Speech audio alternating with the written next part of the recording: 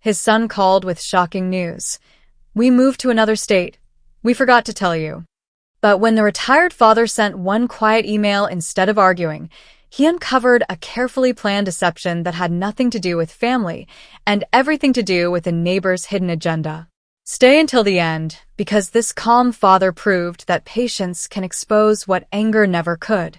The phone rang just as I was finishing my evening cup of black coffee. My name is Cadman Viral. I am 68 years old, a retired civil engineer living alone in Madison, Wisconsin. My life has become pleasantly predictable over the years. Every morning begins with a walk around Lake Monona, if the weather allows. Every Tuesday, I volunteer at the local library, helping teenagers understand basic drafting and architecture. Every Friday, I visit the farmer's market, where nearly every vendor knows me by name. I have never considered my life exciting, but I have always considered it peaceful. That peace lasted until the evening my son called with words I never expected to hear. When I answered the phone, I recognized my son Orion's voice immediately. Normally, he greeted me with a joke or asked how my tomato plants were surviving the season. This time there was no laughter. His breathing sounded uneven, as if he had rushed somewhere before making the call. "Dad," he said quietly, "we moved to another state last week. We forgot to tell you." The sentence hung in the air longer than either of us spoke. I looked across my study toward the family photographs sitting neatly on the bookshelf. One picture showed Orion at 12 years old holding the first wooden birdhouse we built together. Another showed him graduating from college.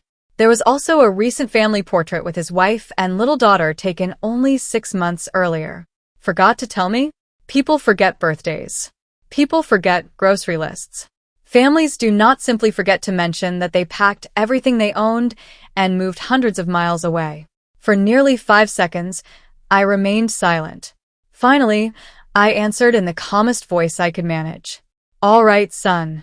Good luck." He thanked me quickly. The call ended. No new address. No explanation. No invitation to visit. Nothing. I placed the phone face down on my desk and leaned back in my chair. Anger never arrived. Instead, an uncomfortable confusion settled inside me. Something about the conversation refused to make sense. Only 3 nights earlier, Orion and I had spoken for almost 40 minutes. We discussed Thanksgiving plans. He wanted me to arrive early so his daughter could help decorate cookies with me. He even asked whether I still had the old toolbox because his garage door had started making strange noises. Nothing in that conversation suggested he was preparing to leave the state. I replayed every detail in my mind. His tone tonight sounded rehearsed. His words came too quickly. He never paused long enough for me to ask questions. Most importantly, he ended the conversation before I could congratulate him on the move or ask where they had gone. That wasn't like him. Outside my window, the October wind carried dry leaves across the sidewalk. The neighborhood had already become quiet.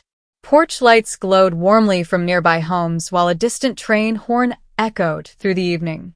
Everything around me felt perfectly ordinary, making the strange phone call seem even more unsettling. I stood and walked into the kitchen. Old habits took over. Whenever I faced an unexpected problem during my engineering career, I made coffee before making decisions. Some people reached for emotion first. I reached for routine. While the coffee brewed, I opened the refrigerator and stared absent-mindedly at leftovers I wasn't hungry enough to eat. My thoughts kept circling back to one simple question. Why would Orion hide something this important? If he truly wanted distance, why call at all? If he wanted honesty, why leave out every meaningful detail? The coffee machine beeped softly. I carried the fresh mug back into my study and sat in front of my laptop. For several minutes, I simply watched the blank screen glow in the dim room. Calling him back immediately would accomplish nothing. If he wanted to explain, he would have explained already. Instead, I decided to do something I had learned decades earlier while supervising construction projects. Never challenge a confusing statement before confirming the facts surrounding it. There was one person whose judgment I trusted completely whenever technology became involved. His name was Neria Solberg. I had met him nearly 8 months earlier while volunteering at a veterans technology workshop. Although he was almost 40 years younger than I was, He possessed something I deeply respected. He never rushed toward conclusions. He collected evidence first and opinion second. We exchanged emails every few weeks, mostly discussing digital privacy, mapping software, or local community projects. I clicked on his name. My fingers rested quietly on the keyboard. I wasn't asking him to investigate my son. I wasn't asking him to invade anyone's privacy. I simply wanted someone objective to tell me whether my instincts were overreacting or whether something truly felt wrong. After several minutes of careful thought, I began typing an email that would quietly set events into motion without my son realizing it. At the time, I believed I was only asking for advice. I had no idea that a simple message sent from my quiet study in Madison would eventually uncover a lie far larger than a family secret. The following morning began like every other Wednesday in late October, but my thoughts refused to settle into their usual rhythm. I woke before sunrise, made oatmeal, watered the small collection of herbs growing beside my kitchen window, and watched the first light spread across the quiet street outside my home. Normally, routines help me think clearly. This morning, they only reminded me how unusual my conversation with Orion had been. Every task felt mechanical because my mind remained fixed on a single question. Why would my son tell me he had moved away without offering even the simplest details? Before leaving for my volunteer shift at the library, I checked my email once more. There was still no reply from Neria Solberg. I told myself to be patient. He had his own career, his own responsibilities, and no obligation to answer immediately. Still, I could not shake the feeling that something waited beneath the surface of this story. During my drive across Madison, the autumn trees lining the streets had turned brilliant shades of orange and yellow. Children walked towards school carrying oversized backpacks, while cyclists passed through intersections wrapped in heavy jackets. Everything around me looked perfectly ordinary. Only my thoughts seemed out of place. At the library, I tried focusing on helping students understand blueprint measurements, but even while explaining floor plans, I found myself remembering details from my last conversation with Orion. 3 days earlier, he had laughed about replacing a broken garage light. If he had truly been preparing to move across state lines, why bother repairing a garage he was supposedly leaving? Small inconsistencies have a way of growing louder when no one explains them. Around noon, my phone vibrated inside my jacket pocket. It was not Orion. It was an email notification from Neria. I stepped outside into the cool afternoon air before opening it. His message was surprisingly short. I read your email twice. Before assuming anything, tell me exactly what your son said. Word for word, if possible. I smiled faintly. That response sounded exactly like him. Engineers trust measurements. Cybersecurity specialists trust details. I replied immediately, recreating the conversation as accurately as memory allowed. 20 minutes later, another message arrived. This one was much longer. Neria explained that people often reveal more through omissions than through statements. According to him, the missing pieces of my son's story were more interesting than the information he actually provided. He listed several observations. Orion never mentioned the destination. He never described the reason for moving. He never asked whether I wanted the new address. He ended the call unusually fast. Most importantly, he had chosen to tell me after the move rather than before it. None of those details proved deception, but together they suggested that someone wanted the conversation to end before questions could begin. At the bottom of the email, Neria wrote one sentence that immediately caught my attention. Don't investigate your son. Investigate the story. That advice stayed with me for the rest of the afternoon. When my volunteer shift ended, I drove home instead of stopping for groceries as originally planned. Once inside my study, I called Neria for the first time in months. His calm voice came through the speaker almost instantly. I'm glad you called, he said. Email can only go so far. We spent nearly an hour talking. He asked questions I had never considered. Had Orion sounded frightened? Had anyone else been mentioned during recent conversations? Had his wife behaved differently over the past few months? I answered honestly whenever I could, and admitted when I simply did not know. Near the end of our conversation, Neria suggested something remarkably simple. Let's only look at information your son intentionally made public. No private accounts. No guessing. If the story is true, the public timeline should support it. I agreed. There was nothing unethical about reviewing information someone had openly shared. While we remained on the phone, Neria searched public community event listings and recent photographs connected to Orion's volunteer activities. Within minutes, he became unusually quiet. Cadman, he finally said, "I think I found something." He forwarded me several publicly available photographs taken only 5 days earlier. There stood my son, smiling beside local volunteers during a neighborhood cleanup event. The event had taken place less than 20 minutes from the house where he supposedly no longer lived. I zoomed in repeatedly, hoping I had misunderstood. The date was clearly visible. The location was unmistakable. If Orion had already moved to another state the previous week, why was he participating in a community event back home several days afterward? Neria continued searching through city newsletters, nonprofit announcements, and public neighborhood pages. Every new record pointed to the same conclusion. My son had recently appeared at multiple local activities. Nothing suggested he had relocated anywhere. The contradiction grew impossible to ignore. Yet something about the evidence bothered Neria even more than it bothered me. "Cadman," he said quietly, "someone wanted you to believe the move happened. The real question isn't whether your son lied. The real question is who benefited if you believed him without asking another question." His words lingered long after we ended the call. I closed my laptop and looked out the study window as darkness settled across the neighborhood. For the first time since receiving Orion's phone call, I realized this mystery might have very little to do with family disagreement. Somewhere beyond the simple sentence my son had spoken over the telephone, another story was quietly waiting to be uncovered, and I had just taken the first step toward finding it. I barely slept that night. Every time I closed my eyes, I replayed Orion's voice in my head. It wasn't the words themselves that disturbed me anymore. It was the certainty that they had been chosen carefully. Someone had wanted me to hear exactly that sentence, and nothing else. By sunrise, I had made up my mind. I wasn't going to accuse my son of anything over the phone. If there was an explanation, I wanted to hear it face to face. Before leaving Madison, however, Neria called with another update that completely changed the direction of our search. "I spent another hour reviewing public county records," he said. "I think you should see something before you drive." A few moments later, several documents arrived in my inbox. None of them contained private information. They were public filings related to neighborhood zoning requests and property boundary discussions. At first glance, they looked painfully ordinary. Then one particular name appeared over and over again. Lucan Breyer. I recognized it immediately. Lucan had lived next door to Orion for nearly 6 years. During every holiday visit, he seemed friendly enough.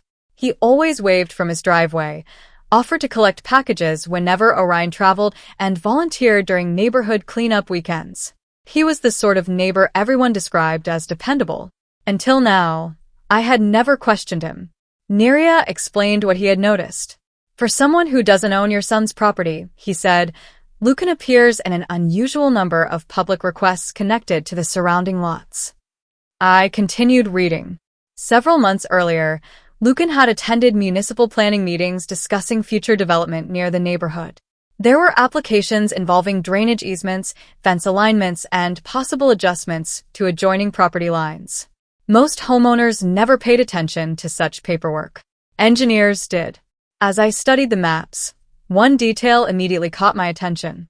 If a neighboring property remained classified as unoccupied for an extended period under certain redevelopment circumstances, portions of shared maintenance responsibility could legally change. The rules were complicated, but the potential financial benefit was significant. I leaned back in my chair. This wasn't about inheritance. This wasn't about family conflict. This was about land. Still, suspicion was not proof. I called Neria again. Could this simply be coincidence? "It could," he answered honestly. "But coincidences become less convincing when they begin stacking together." By late morning, I was driving toward Orion's town. The highways stretched across rolling farmland under a gray autumn sky. Cornfields stood harvested, leaving wide empty spaces beside the road. Every few miles, I passed small towns where church steeples rose above clusters of brick buildings. The drive gave me too much time to think. I remembered meeting Lucan for the first time. He had arrived carrying homemade bread as a welcome gift after Orion bought the house. He laughed easily and spoke confidently. Within minutes, he had somehow learned about my engineering career, my retirement, and even my favorite fishing lake. At the time, I had admired his friendliness. Now I wondered whether he simply enjoyed collecting information. Just after noon, I entered Orion's neighborhood. Nothing looked different. Children rode bicycles along the sidewalks. Delivery trucks moved from house to house. The familiar maple tree still stood beside Orion's driveway, its leaves covering the lawn in bright shades of red and gold. If my son had truly moved away, someone had forgotten to tell the entire neighborhood. I parked a short distance away instead of pulling directly into the driveway. From where I sat, I could clearly see the house. The curtains were open. Flower pots remained on the porch exactly where my granddaughter had painted them during the summer. A basketball rested beside the garage. Most importantly, Orion's pickup truck was parked exactly where it always had been. He hadn't moved. Not even close. As I continued watching, the front door opened. Instead of Orion, Lucan stepped outside. He wasn't carrying tools or groceries. He walked confidently across the yard toward Orion's mailbox. He unlocked it. For several seconds, I simply stared.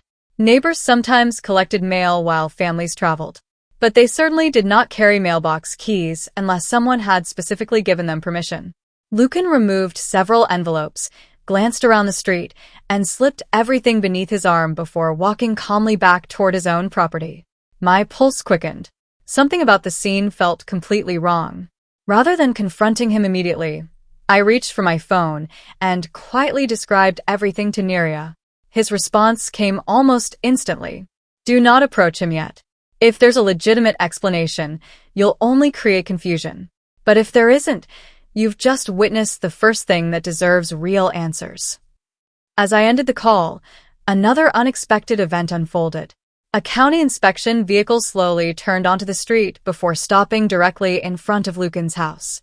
Two officials stepped out carrying clipboards and rolled up property maps. Neither of them walked toward my son's home. Instead, they headed straight for Lucan, who suddenly looked far less confident than he had only moments earlier. From inside my car, I realized I wasn't the only person asking questions anymore. I remained inside my car as the county inspection vehicle sat across the street. The temptation to walk over and ask questions was strong, but years of supervising construction projects had taught me that patience often revealed more than confrontation. I watched through the windshield as the two county officials greeted Lucan Breyer. Their conversation appeared calm at first. One official unfolded a large property map, while the other pointed toward the boundary separating Lucan's yard from Orion's. Lucan folded his arms, nodded several times, then began speaking with animated gestures. Even from a distance, I could tell the discussion was not going the way he expected. After nearly 20 minutes, the officials returned to their vehicle, made several notes on clipboards, and drove away. Lucan remained standing in his driveway, staring toward my son's house with an expression I had never seen before. It wasn't confidence anymore. It was frustration. Only after Lucan disappeared inside did I pull into Orion's driveway. Before I reached the front porch, the front door opened. My son stood there frozen. His eyes widened the moment he saw me. Dad, what are you doing here? I think that's the question I should be asking you. For several long seconds, neither of us moved. Then his shoulders dropped, as though he had been carrying a weight for weeks. Without saying another word, he stepped aside and invited me inside. The house looked exactly as I remembered. Family photographs still decorated the hallway. My granddaughter's drawings covered one side of the refrigerator. A half-finished puzzle sat on the dining room table. Nothing suggested a family preparing for life in another state. We settled into the living room. Neither of us spoke immediately. Finally, I broke the silence. You never moved. He lowered his head. No. Then why tell me that you did? He rubbed both hands together before answering. Because I thought it would protect you. The explanation caught me completely off guard. He stood and walked toward the kitchen before returning with a folder filled with paperwork. He placed it carefully on the coffee table between us. "It started about 4 months ago," he said quietly. "Lucan came over one evening saying the county was considering future development around the neighborhood. He claimed the process would involve complicated legal notices, inspections, and possible disputes over shared property lines. He said you would only worry if you became involved." I listened without interrupting. "At first I believed him," Orion continued. "He said he had experience dealing with municipal offices and offered to handle communication whenever paperwork arrived. It sounded reasonable. He was always involved with neighborhood meetings and everyone trusted him." I opened the folder. Inside were copies of letters, zoning notices, handwritten notes, and printed emails. Several envelopes had already been opened before reaching Orion. Some documents carried dates that made little sense. Others appeared to be missing pages. One particular letter immediately caught my attention because it referenced a response deadline that had already passed before Orion ever received it. "Where did these come from?" He hesitated. "Lucan brought most of them over himself." I looked up. He said the mail had accidentally been delivered to him several times because the postal carrier confused the addresses. I didn't think much about it. My thoughts immediately returned to what I had witnessed earlier that afternoon. Lucan unlocking my son's mailbox. Not collecting mail for a vacation. Controlling it. I told Orion exactly what I had seen from inside my car. His face turned pale. "He still has the mailbox key? You gave him one?" "Last spring," he admitted. "We were away for 5 days. I asked him to collect our mail. I completely forgot about the spare key afterward." Neither of us spoke for several moments. The pieces were beginning to fit together. Lucan had access to incoming mail. Lucan attended zoning meetings. Lucan repeatedly encouraged Orion to keep me uninvolved. Most importantly, Lucan positioned himself between official communication and the family that actually owned the property. Yet one question still remained unanswered. "What reason did he give for telling me you had moved?" Orion looked embarrassed. "He said if you believed we had relocated, you wouldn't drive here unexpectedly while everything was being sorted out. He kept saying the paperwork would only confuse you because of your engineering background." Looking back, that should have been the moment I questioned him. I nodded slowly. People who fear honest questions often work very hard to prevent them from being asked. Just then, my phone vibrated. It was Neria. When I answered, he sounded more serious than I had ever heard him. "Cadman," he said, "I think we've found the missing piece." "What is it?" I compared every public filing with historical county archives. "Several occupancy statements connected to your son's property don't match the official inspection records. Someone submitted information that couldn't possibly be true. Can you prove it?" There was a brief pause before he answered. "I can't prove who submitted them yet, but I know exactly what document we need to find." As I ended the call, I looked back at the folder spread across the coffee table. For the first time since Orion's unexpected phone call, we were no longer working separately. Father and son were finally asking the same questions, and somewhere inside those papers was the evidence that could expose the entire scheme before Lucan had another opportunity to rewrite the story. The next morning began around Orion's dining room table instead of my quiet kitchen in Madison. Sunlight filtered through the windows while untouched cups of coffee slowly cooled beside stacks of paperwork. Neither of us had slept well. We spent half the night arranging every document in chronological order, searching for inconsistencies that had seemed insignificant when viewed individually but looked alarming once placed together. My years as an engineer had taught me that every project leaves a paper trail. Concrete cracks. Steel rusts. Measurements never stay hidden forever. The same principle often applies to dishonest people. Eventually, their paperwork begins to contradict itself. At 8 o'clock sharp, Neria joined us through a video call. His desk was covered with maps, digital county records, and enlarged copies of publicly available filings. He greeted us briefly before getting straight to the point. "I found the document we've been looking for." He shared his screen. An official occupancy declaration appeared beside an inspection report from the same period. At first glance, they seemed ordinary. Then Neria highlighted the dates. The declaration states the property had already become vacant before this inspection, he explained calmly. But according to the county inspector's own report, someone met him inside the house during the inspection and signed the completion form. I leaned closer to the screen. The contradiction was impossible. One record claimed the home had been empty. Another confirmed that it was occupied on the very same week. Both statements could not be true. Orion slowly shook his head. I never signed any declaration saying we left. I know, Neria replied. That's why I kept searching. Another document appeared. This one listed individuals who had submitted supporting statements during neighborhood zoning discussions. One name immediately stood out. Lucan Breyer. He had signed multiple declarations describing neighboring occupancy conditions. Although the documents stopped short of accusing anyone directly, they painted a remarkably consistent picture. Lucan had repeatedly informed local committees that several nearby properties, including Orion's, were no longer being actively occupied. Each statement alone carried little importance.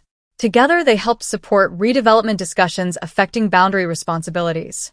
The motive finally became clear. He wasn't trying to steal the house. He wanted official decisions based on the assumption that the property had effectively been abandoned. That assumption would strengthen his own proposals involving shared land usage. For several moments, nobody spoke. Finally, I stood and walked toward the bookshelf in Orion's study. I think I have something. Years earlier, when helping Orion purchase the property, I had insisted on keeping complete engineering records of every survey, maintenance permit, drainage approval, and structural inspection connected to the land.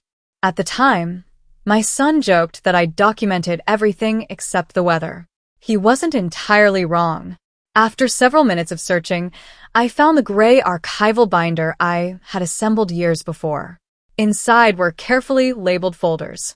Original survey maps, certified boundary measurements, drainage certifications, construction permits, utility installation records. Most importantly, every document carried official timestamps extending back years before Lucan ever moved next door. I carefully removed one folder and placed it on the table. This, I said quietly, is why engineers never throw away records.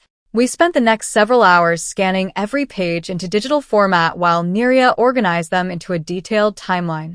Instead of presenting scattered documents, he arranged everything so county officials could understand the sequence immediately.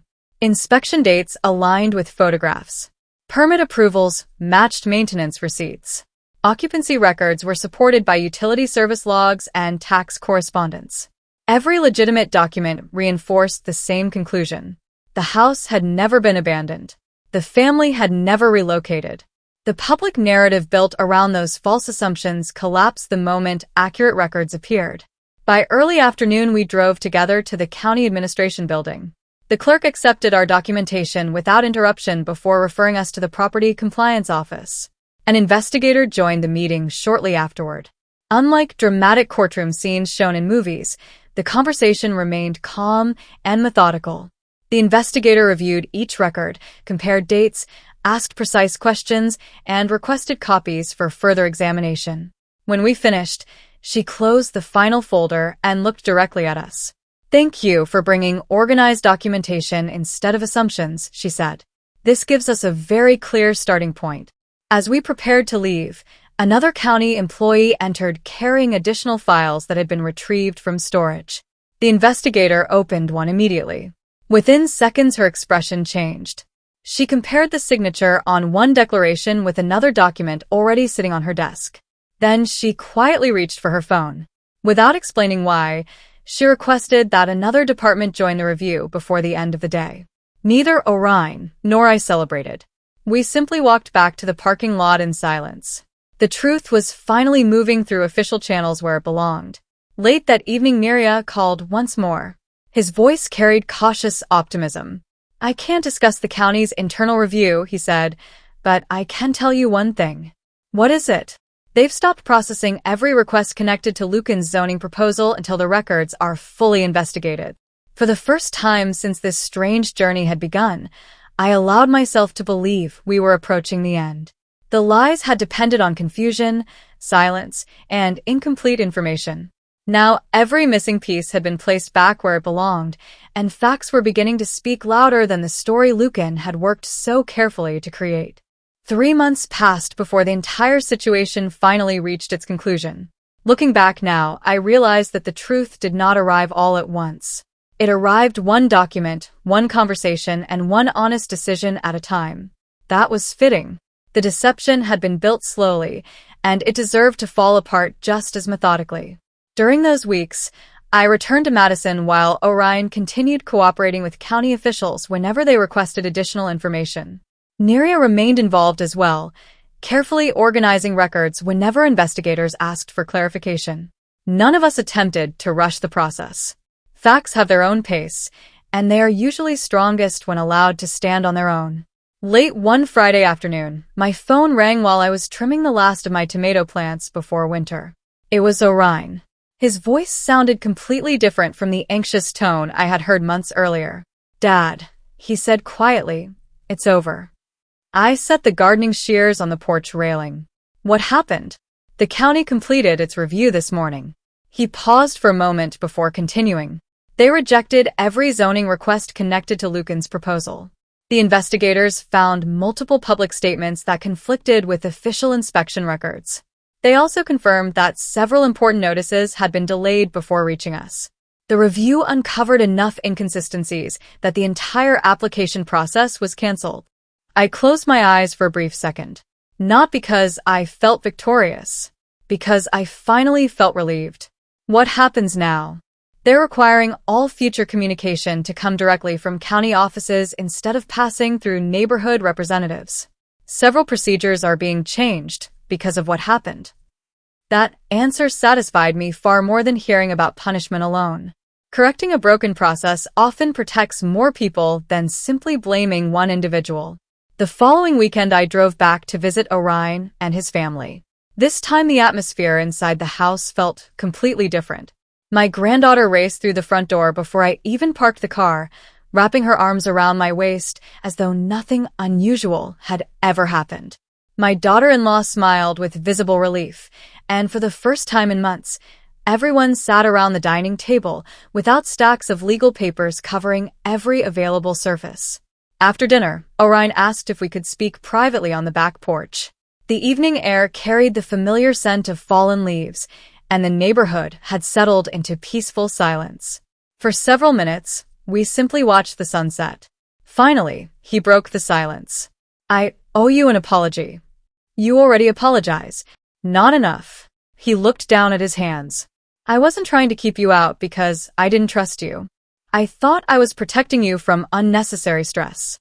Lucan kept telling me that involving you would only make everything more complicated because of your experience with property records. Instead of questioning why someone wanted you excluded, I listened." I nodded slowly. Fear often disguises itself as good advice. He gave a small, embarrassed smile.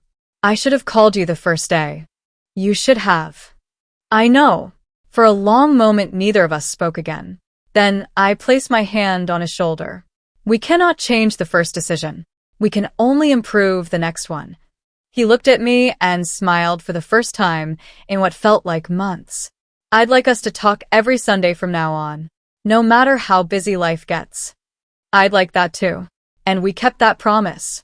Every Sunday afternoon since then, we have shared a phone call or a video conversation. Sometimes we discuss ordinary things like weather, home repairs, or my granddaughter's school projects. Other times we simply enjoy knowing that no subject has become too uncomfortable to discuss honestly. As for Lucan Breyer, the consequences he faced came naturally from the choices he had made. Once county records became part of the public review process, several neighbors began asking questions of their own. Trust that had taken him years to build disappeared surprisingly quickly. His leadership roles within the neighborhood association quietly ended, and before long, he placed his own house on the market. A few months later, another family moved into the home, bringing a fresh beginning to a street that had grown tired of unnecessary conflict. I never celebrated his departure. Holding bitterness would have accomplished nothing. Instead, I focused on something far more valuable. My relationship with my son had survived because we eventually chose honesty over pride. The strange phone call that had begun this entire story became something we rarely discussed anymore. It no longer represented betrayal. Instead, it reminded both of us how easily silence can create problems that truth could have prevented. As I sit in my study today, the same photographs remain on the bookshelf behind my desk. They have not changed, but my understanding of family certainly has. Trust is not maintained by avoiding difficult conversations. It is maintained by having them before someone else speaks on your behalf. Records matter. Facts matter. But nothing matters more than refusing to let fear replace communication between people who genuinely care about one another. Thank you for spending your time with me and listening to my story.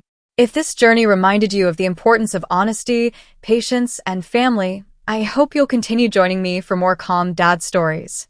Please like this video, subscribe to the channel, and turn on notifications so you won't miss the next story. Until next time, take care of yourself and never be afraid to ask one more honest question before believing a convenient answer.